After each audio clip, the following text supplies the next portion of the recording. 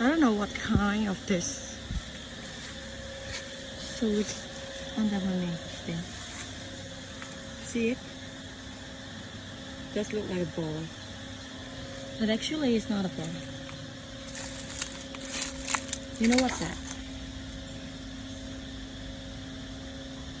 So first time I think it's just a ball or some toys, but it's actually not. Because this is the second time that I found it here. See? It's a big giant mushroom.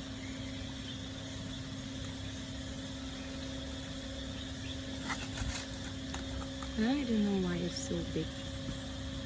It's really big.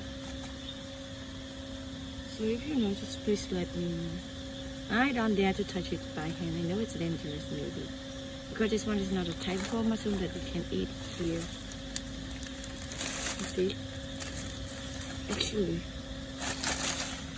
it's a big mushroom. See?